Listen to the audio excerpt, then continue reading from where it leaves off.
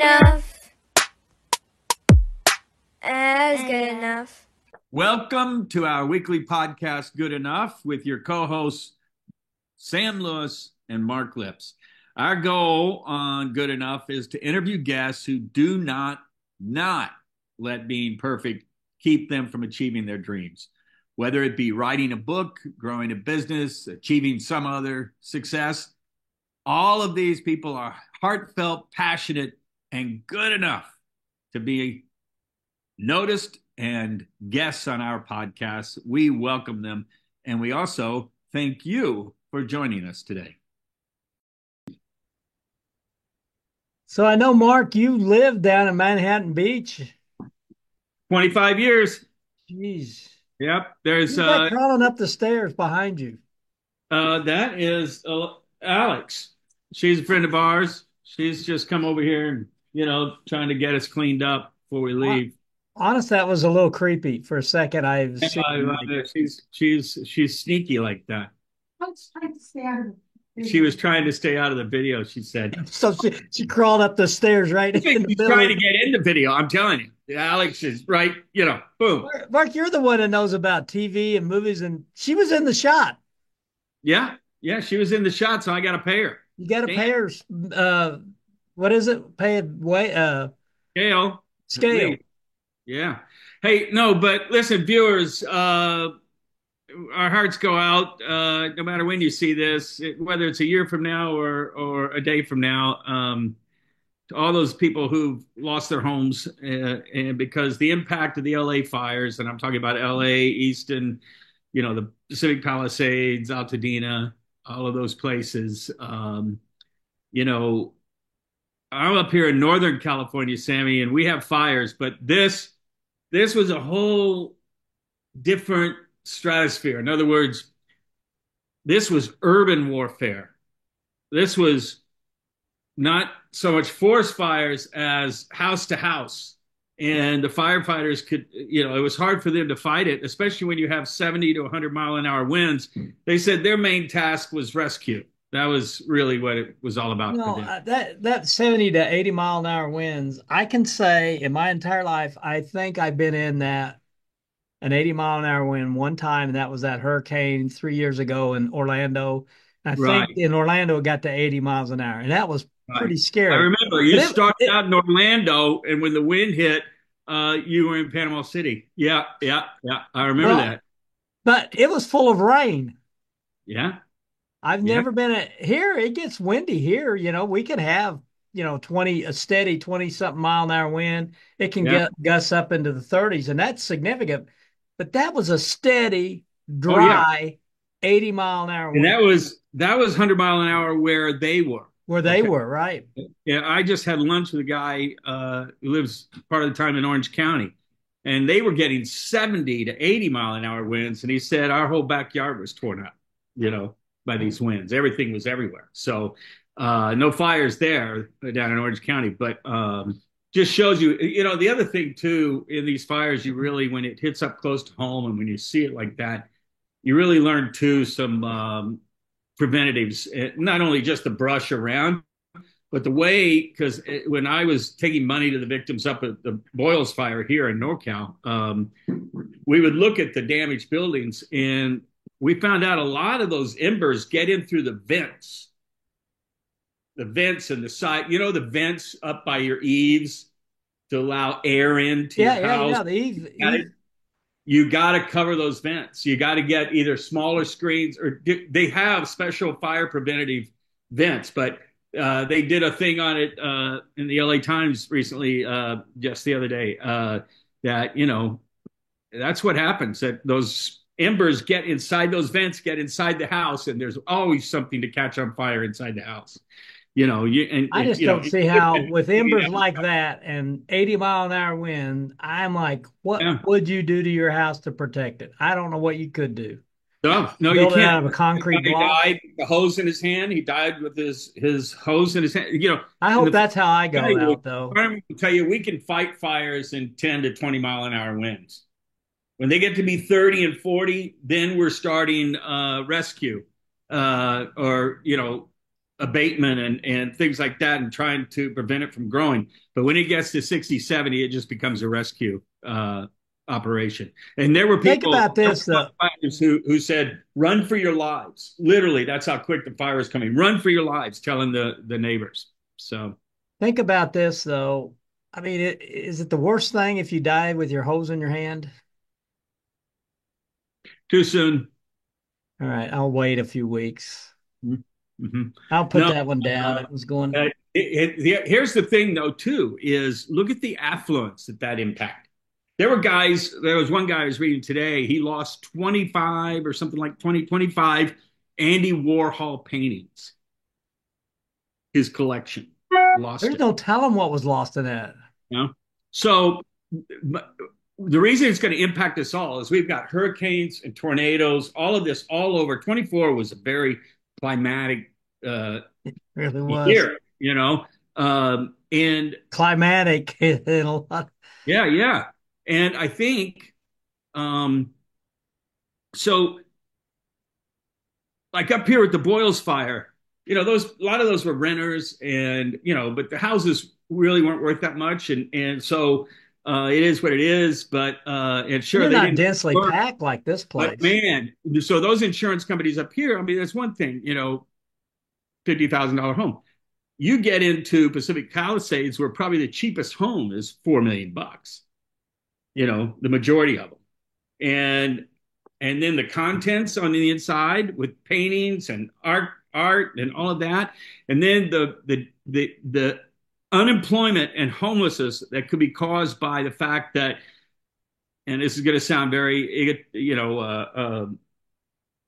I don't know what you call it, have and have nots, but the amount, elitist, the amount of, it's hard to even say it because it just sounds so elitist, but the amount, not that I'm elitist, but the amount of people out of work. You've got lawn care, nannies, house workers, all of those people now out of work. Like one lady said, she and her husband taking care of this huge place, and she goes, it's sad that they lost their home, but we lost our income. We have no money. Yeah, I heard an NPR article today they were talking to the guys at Lowe's, the work guys at Lowe's. Yeah. There. Yeah. And it'll rebuild and look like a brand new world there because, I saw some pictures of Palisades before this.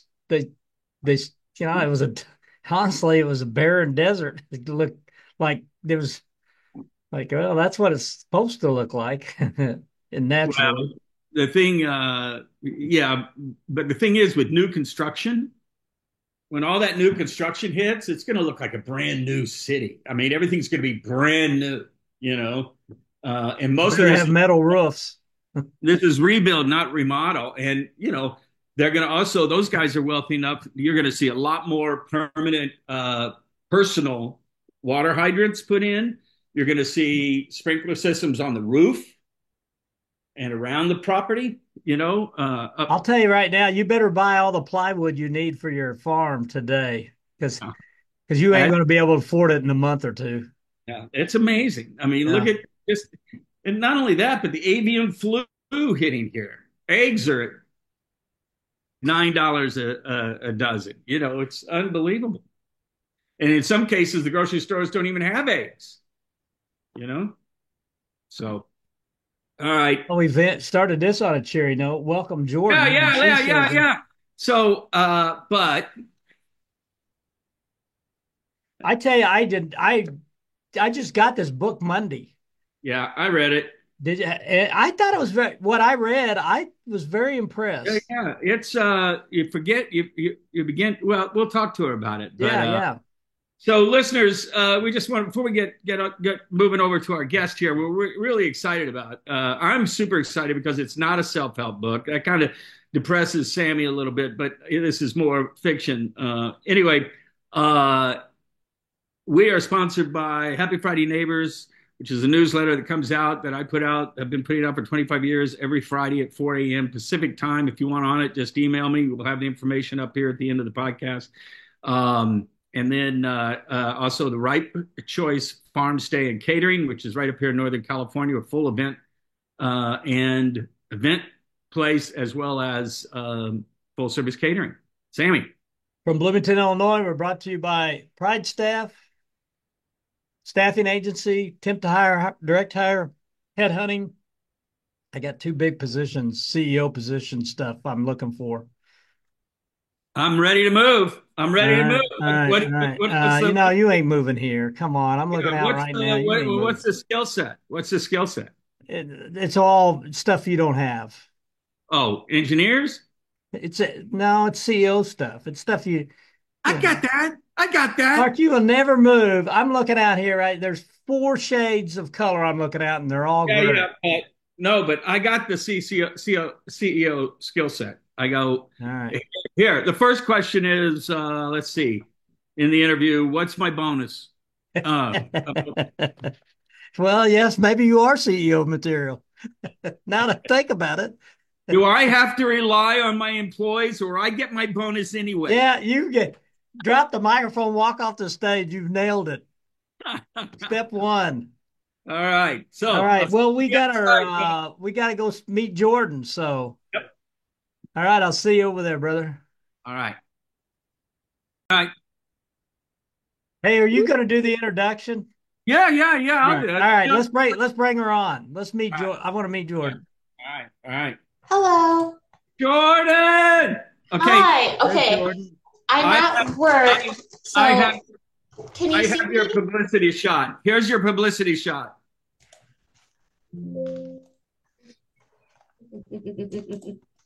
What? You don't like it?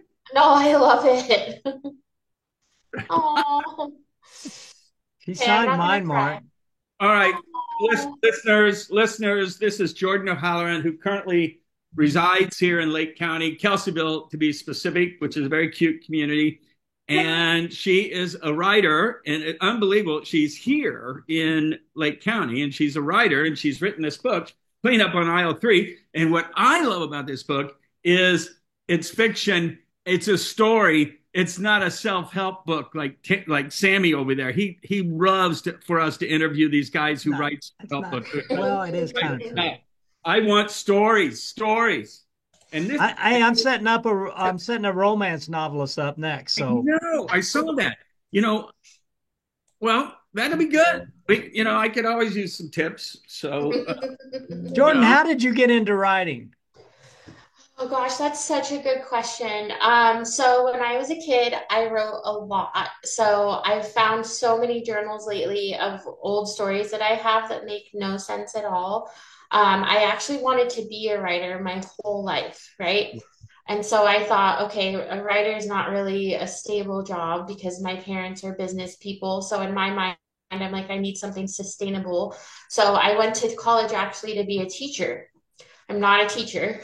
I'm actually a case manager by day, but I also write as constantly. So always wanted to be a writer. Now I can say I am one, but it's not my full-time job.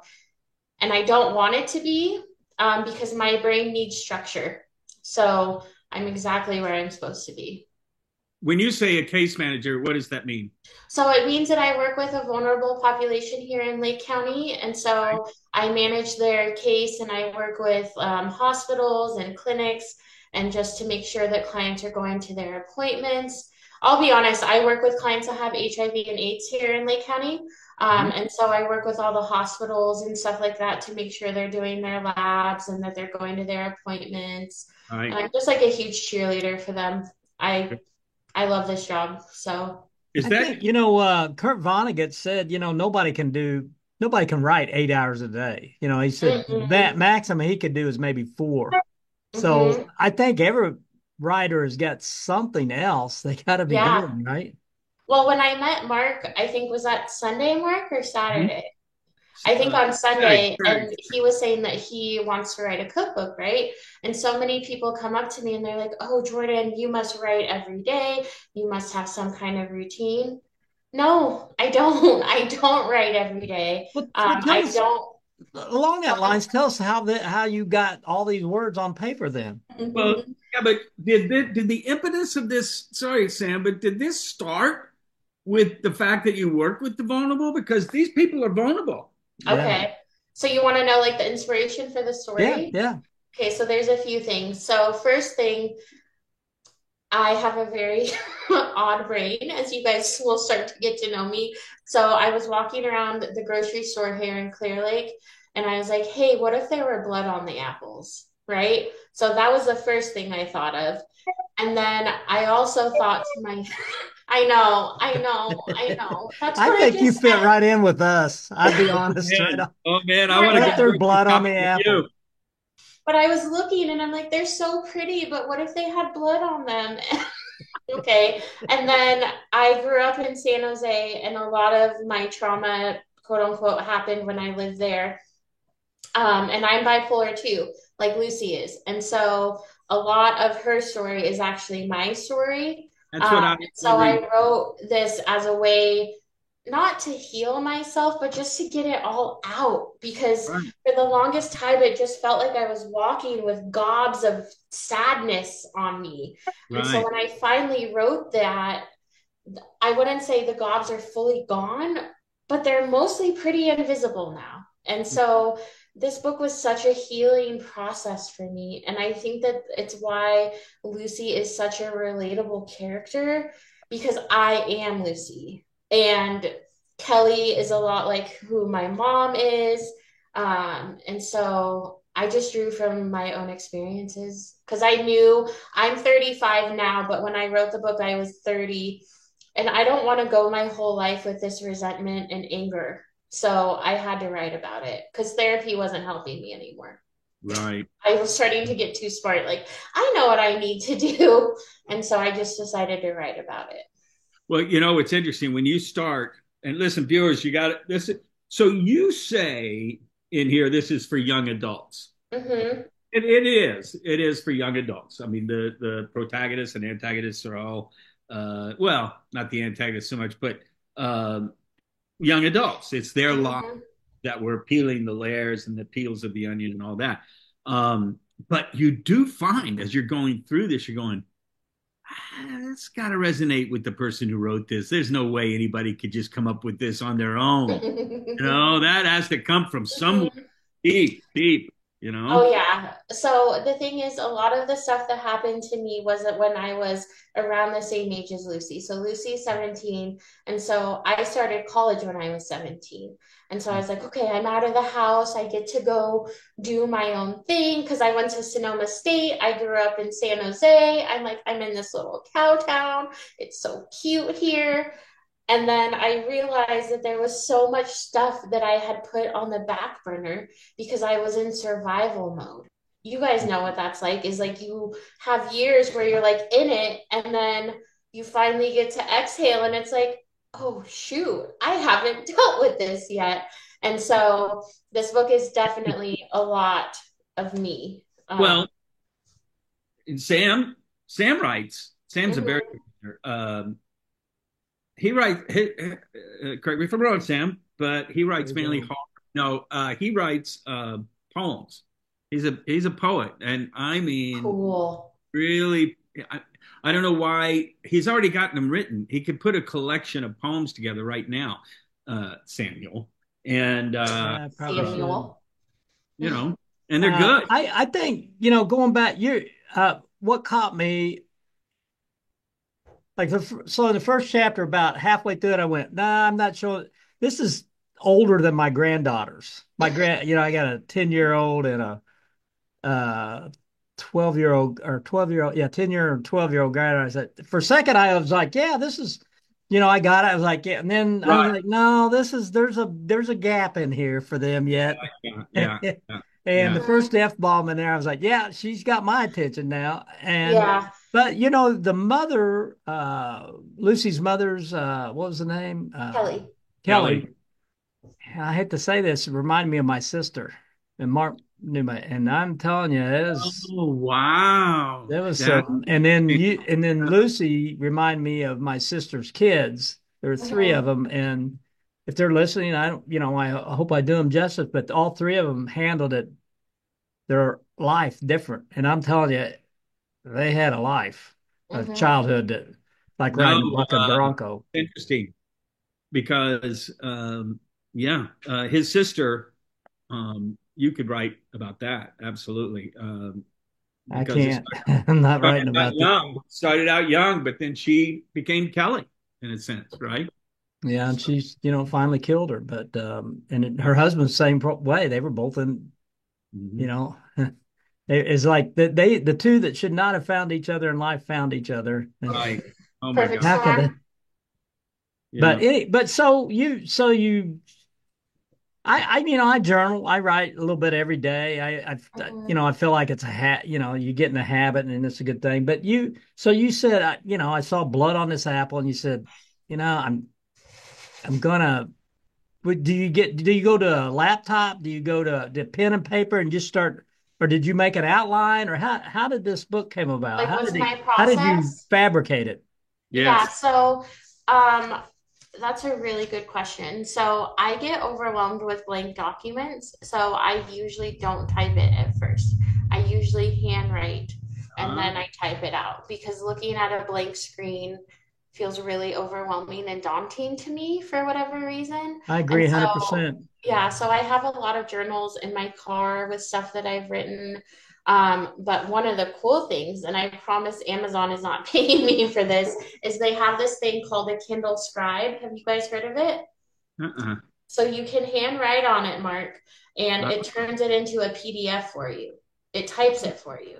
And huh. so I got one of those for Christmas 2 years ago, and that has been a lifesaver too, because I'll have random ideas, I'll write them down, and then I'll email them to myself, and that's really helpful. I But do to be that in honest, Evernote. Evernote will do that. If you write something down, but you got to scan the page, but it'll transcribe it into Evernote. I do mhm. that. But have you tried the voice to text like in Microsoft? Yeah, it doesn't recognize my voice. I think because my Really? voice is too quiet or something. I don't know. I have to try again, but I can't really raise my voice very much. So I think that might be part of it. But do you, But in regards to an outline, Yeah. sorry, Mark, do you have a question? no, no, go ahead, go ahead. Okay, so I kind of knew that I wanted it to be about the grocery store murder, and then I wanted it to be about Lucy's mental health journey, because there's rarely representation for people that have bipolar disorder that's not them being like batshit crazy. Right. I'm not saying there's not days where I'm not crazy. Well, I am crazy, but like not the way that they portray it. So I wanted to do something realistic with that. So I knew like the basic things that I wanted, but I will say the person that ends up killing Raymond is not who I had in mind. So I don't know if you guys have ever heard of this, but like sometimes when you write, the muse takes over and tells you what they want to do. That's And that's exactly what happened. Is like I thought, okay, this is what's going to happen. Ben is going to go through this. Ben is Lucy's boyfriend, by the way. But it just ended up writing itself, to be honest. Oh, wait. Well, I think that can happen with writing, right? You Oh begin yeah. the story and then it begins to change a little bit well, because now you've really vested yourself in it and Mhm. a deeper level. And so, oh, well, I think this person. So, okay, so who? Oh, we shouldn't say, right? Because people reading the book, we don't want to. I mean, if you want to, I mean, Well, but I want well, people we to hope buy people read your book. it. Yeah. yeah, but So did who? you when you write, do you have, here's the other thing the other thing I read about is writers. Hmm. I read all this stuff about writing, but many of them have a lot of people handwrite, Hmm. and many of them have certain pens or certain papers or certain, Hemingway sharpened eight pencils before he began, eight number two Black Warrior pencils before he began each morning. Did you have any rituals like that? My gosh, that's really cute. I did not know that about him. So one thing that I did for a while is that I would use a different color for each character.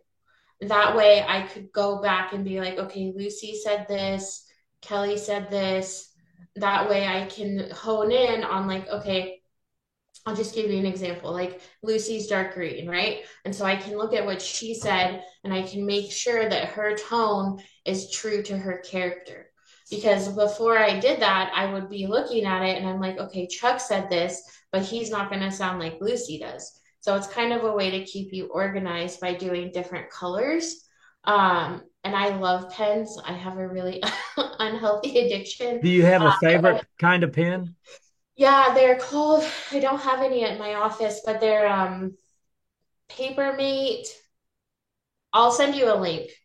But they don't. I'm freaky about pens too. I got some fountain pens I write with. And Mhm. did you know Neil? I don't know if you know Neil Gaiman, the science Of course. fiction guy. Mhm. So when he writes, he gets a journal and he writes a book in that journal. And every day he changes the color of his ink. So he can look back and look at what he wrote, Uh-huh. throughout, it opens And the you mean like notebook up. pages? It would be like he. So Today it's he's writing in red, tomorrow right. he's writing in green, the next day he's writing. So he can see how far he All the got different each day. pages. Ah, That's really smart, actually. I'm I might have to take that on. But when I was starting to get really manic in this book, I bought myself pens on Amazon that have LEDs on them. Because I was starting to get so invested that the characters were in my face constantly. So, like at 3 a.m., I'd write down an idea I had. Yeah. It didn't make sense in the morning, but in my head, it definitely made sense. But those pens are You never definitely know nice. when it will, though. That one time Oh, it will. yeah. No, yeah. there's been days where I'm like, oh, that's such a good idea. And I write it down. And then in the morning, I'm like, what the fuck does that mean, Jordan? Pardon my language, Was your but was your mother bipolar? Is your mother bipolar? no, she's not. But my dad's side of the family, they all are. A lot of them are. And then my mom is an alcoholic. And I think she's not going to listen to this. I think that most people that have addictions are kind of selfish people.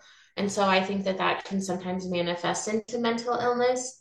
Um, but no, she's not bipolar. Well, Just they're selfish. Are they selfish because if they are addicted at the time, mm-hmm. they're not in treatment or anything? Is it because they're selfish because they're in denial and they think everybody else is wrong? Mm-hmm. Well, my mom was really cruel to me when she would drink and just say things that were Huh? off the charts. And then the next day she would forget that she said anything. And Yeah, that was the worst because I'm like, I'm going to bed upset and right. she doesn't even remember it. And as And a my kid, dad, that just percolates. It just builds and develops like a sore or something. mhm. Like that. It's like that. Have you seen that series Severance on, is it Netflix? Where they disconnect their brain when they leave work, and then their brain gets No. reconnected. It's Severance. So they never at home they don't know what they did at work all day. And then I just think that's what you described with alcoholics. And like with my sister, I think she would have this whole thing at night, and the next morning she'd get up, the day would start afresh, and but all Hmm. this damage lay in her wake, and she wouldn't. Well, I, Tammy and I just watched The Manchurian Candidate because yeah, that's another. and you know what? You Which watch that. version? That was the second version. That was the new one, 2007, Denzel Washington. But if you look at that, you go, holy cow, we may be there. You know, all the stuff that's happening, the controlling, all of that, big money, big business. Hmm. Holy cow. So Yeah. Jordan, did you write it start to finish? You said did it take you 2 years, or did I just It assume took me that? 4 years, 4 years? actually. So like we're talking about with my mom, I was constantly anxious that she was going to read it and that she was going to come after me. As silly as that sounds, like that, not that No, I that's was going to very That's, kill common with her. writers. Very part Yeah, like common. two. not that she was That'll going be to part kill two. me. What? What, That'll be Mark? part two. Your mom comes after you. Oh my Yeah, and God. I was like, not that she was going to kill me, but like sue me or I don't know. I'm a people pleaser, so I just had But all these you're the horrible classic ideas. child of an alcoholic. I know, but The people pleaser, the A personality, the perfectionist thing, and that's classic. Well, thank you. I definitely feel validated. Thank you. Well, I mean, that's the way Listen, my nieces are. They're I all just don't, that's the thing is like, I don't like pointing fingers at people because I'm learning now more and more that I'm the problem and the solution. But there's definitely days where I'm like, this isn't me. This isn't something that I created. So, listen, I'm almost 70 years old, and I am still having to say to myself, Mark, you're not the only one in the room. You're not the only one that's going to be breathing this air. mhm. Not just, often he says that when he is alone, and that's what's terrifying.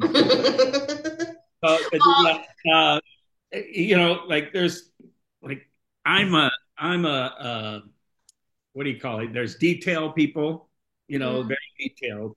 Everything has to be by the book, rule oriented. Oh, we can't do that. That's not in the bylaws. What I'm one of those guys. Let's not let perfect get in the way of good and things like that. But you have to have the detailed people. Somewhere they got to be in the picture somewhere. At the end of the picture. And I just get frustrated when I don't get my way because someone said, well, the bylaws say, or whatever. And you're going, oh, Mhm. who cares about the bylaws? Well, are you familiar with the DISC ranking? Dominant, influence. Yeah. Done those. You and I are kind of I's, and the C guys, the dot every I and cross every T. Yeah, it's like, and I think Jordan would be the same way. I think they want the three of us to start their company, to pitch it, start it, get it launched, and all that. Then you need the detail guys who go in and say, do. you can't do that, Mark. Can't do that. You know what that's going to cause is this and this and this. Well, you know what? Just make it happen, okay? Well, along that lines, Mark, Jordan, you got this book. Are you a dot the I, cross the T, grammatic, or, because we've talked to many authors on there. And the one guy, the ghost guy, the bullets and blood guy, Taylor, Yeah. he said, I can't send anything out without somebody looking at it and they got to crawl through it. And so Well, did you have somebody like that?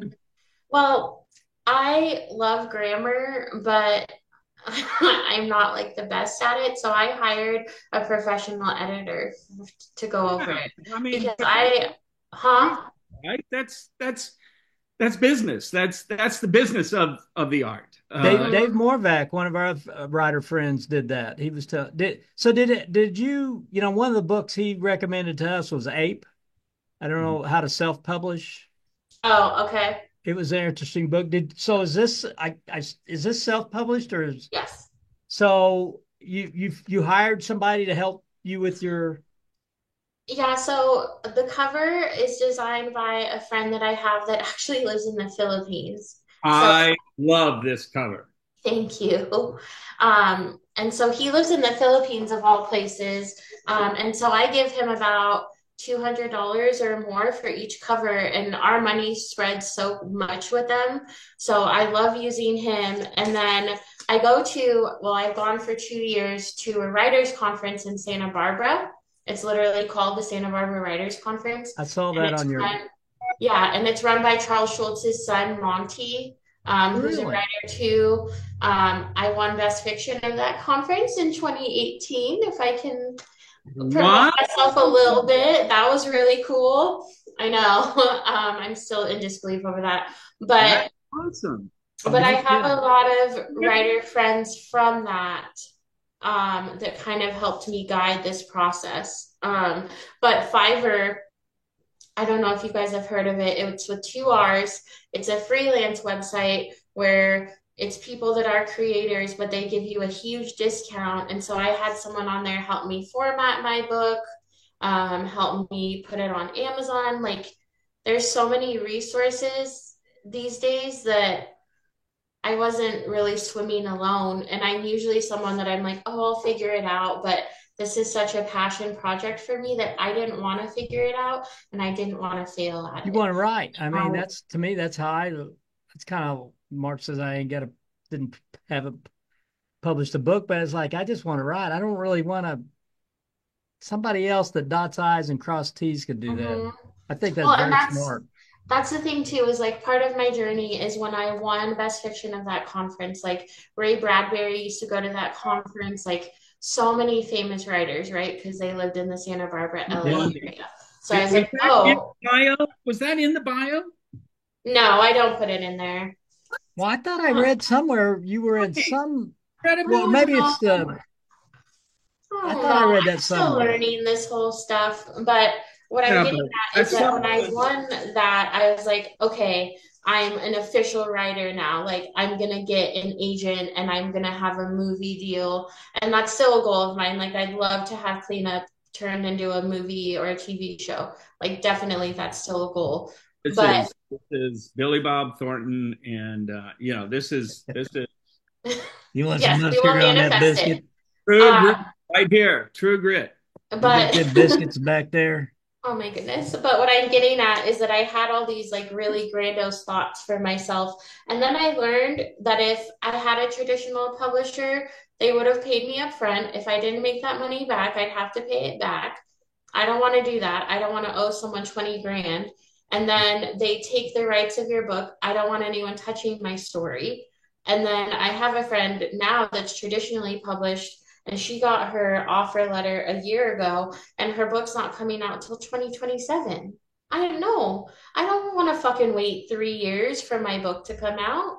Now, Like, I put my book on Amazon, like to publish it. It came out 6 hours later. I what's don't. the excuse on that?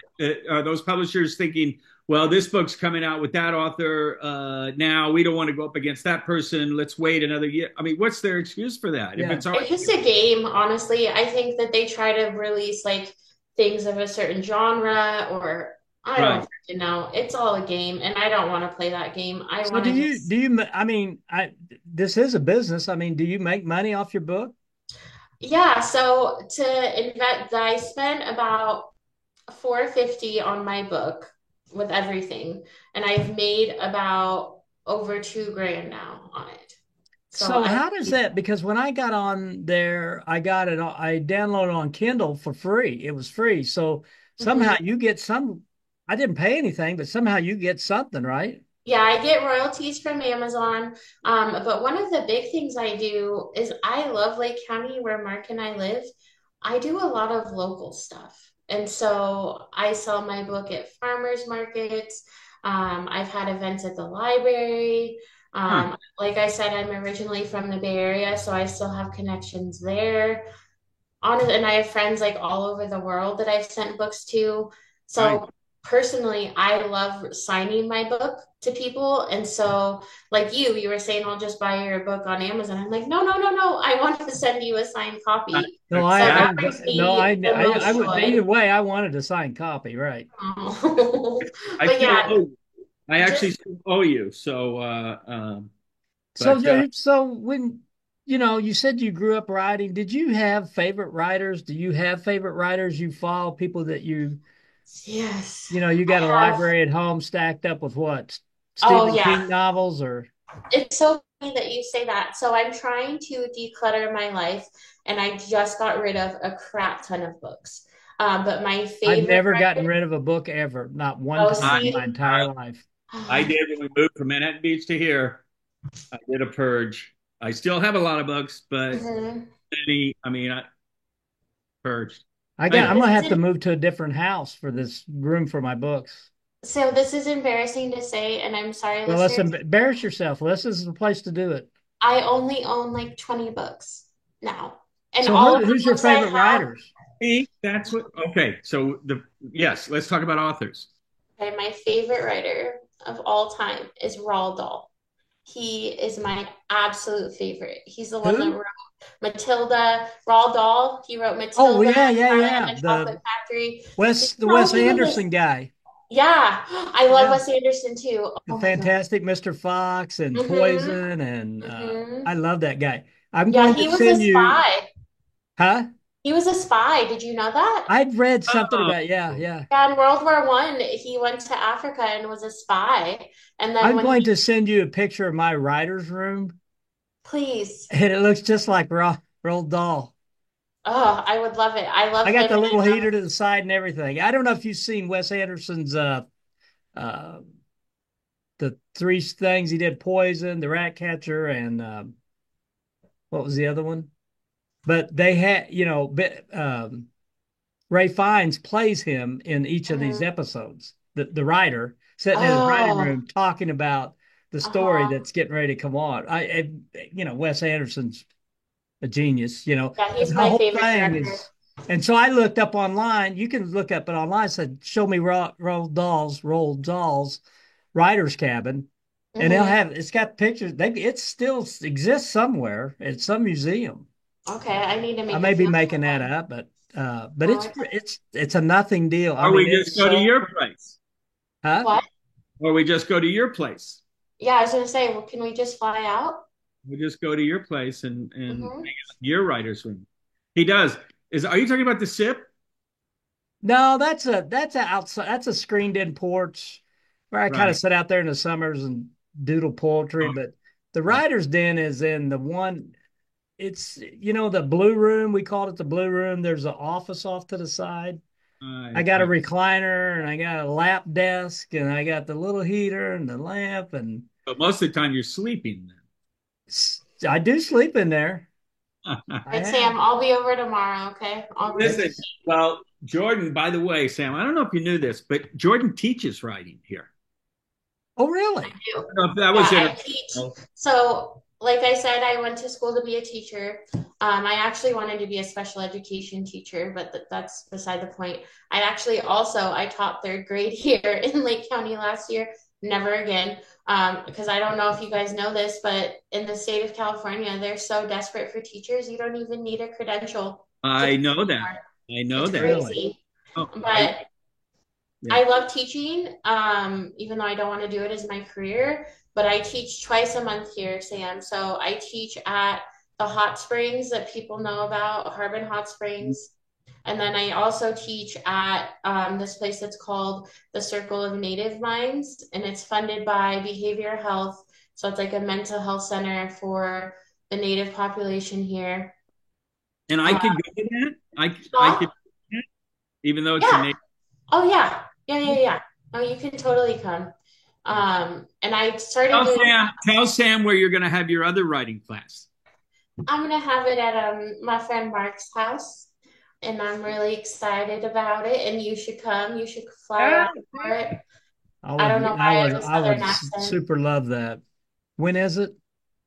We haven't decided yet. We got to decide when to start. We get back on the 22nd, but whenever you're ready to start, and 11 to 1.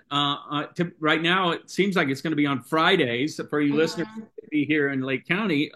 It'll be on Fridays at the Ripe Choice Farm, most likely in the barn. That'd be the more fun place to be. I mean, Do you um, teach it as a workshopy thing, or do you teach a?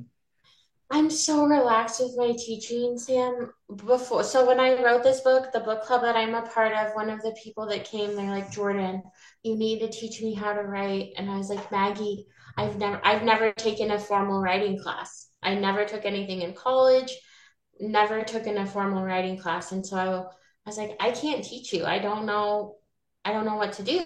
She's like, just try it. And so I was like, okay. So when I first started teaching, I made it really structured, like how to write characters, how to write dialogue, and all this stuff. And I thought that people wanted to publish their work because I don't understand why people don't. No offense to you, but it's just such a fun process. And yeah, then I learned that people are just taking my class for the fun of it. And so really. then I just started making really random prompts. Like one of my prompts a few months ago that my student loved was, what would you do if you woke up and there was a dragon egg in your backyard? So, or Keep write, it warm. Keep it warm. or I I sometimes will even start the class like, write what resilience means to you. And then I move into something silly. So So they you don't reflect. it's not like I think I asked this when we were talking. It's not a structured and we're probably getting too deep in the weeds for this thing, but it's not a structured like 6 weeks and we're going to start here and we're going to take you through a process to where you will be finished with a rudimentary beginnings of a project or something. Yeah, I mean, I've thought about doing that, but unfortunately, it's so hard. Like, because people tell me that they want it and then they don't sign up for it, or they're like, I'm busy that day.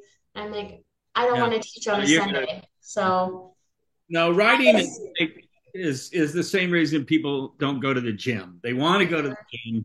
They want to work out. They want to get healthier. They want to eat right. I'm talking about myself here.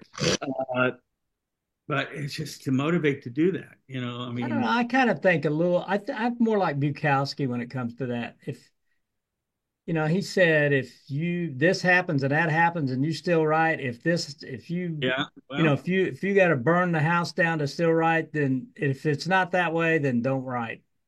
Hmm. Jackson and Just I, don't by the write. way, Jackson and I used to go over to Bukowski's house Really. in Hollywood.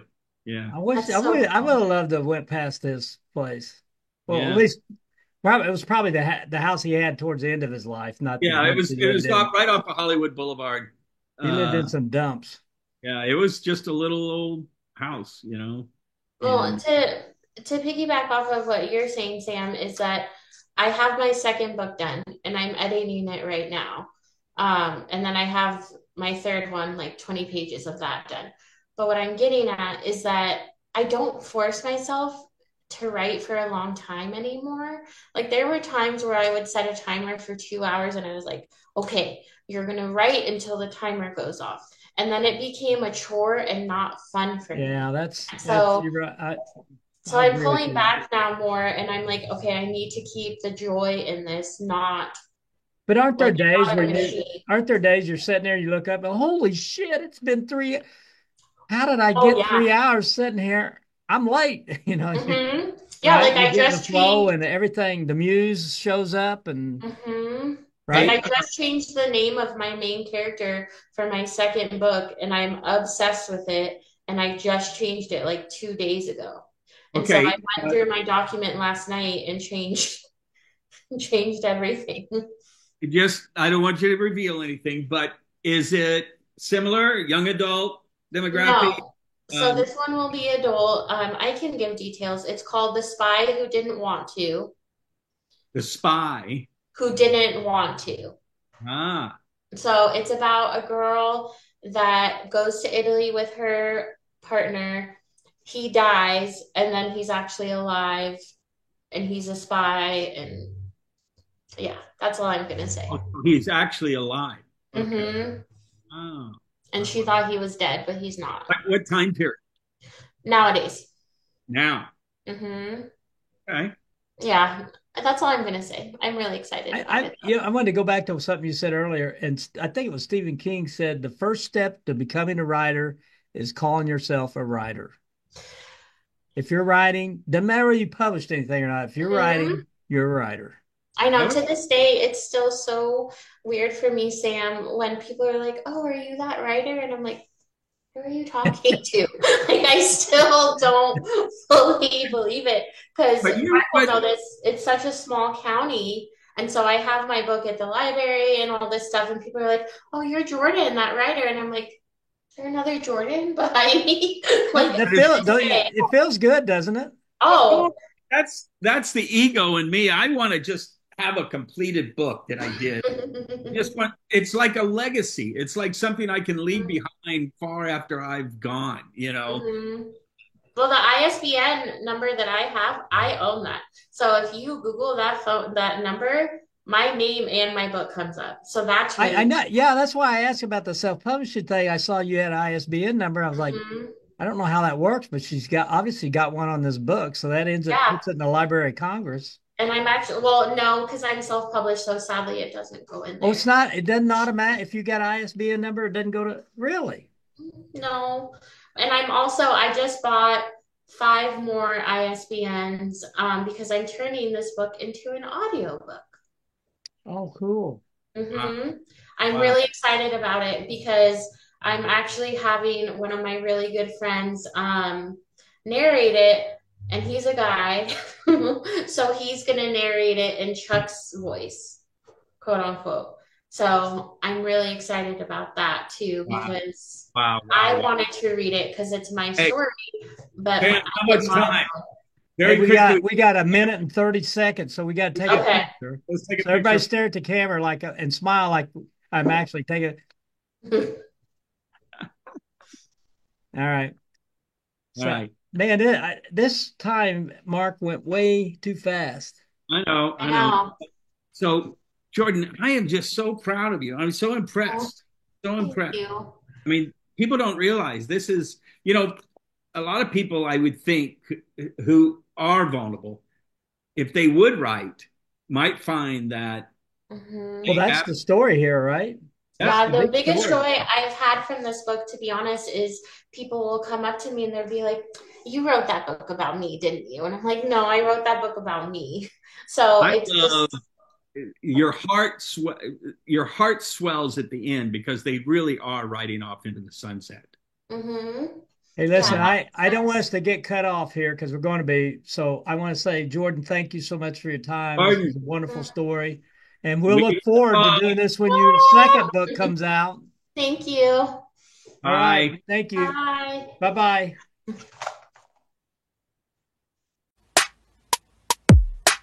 Good. Good. Good. Enough. As good enough.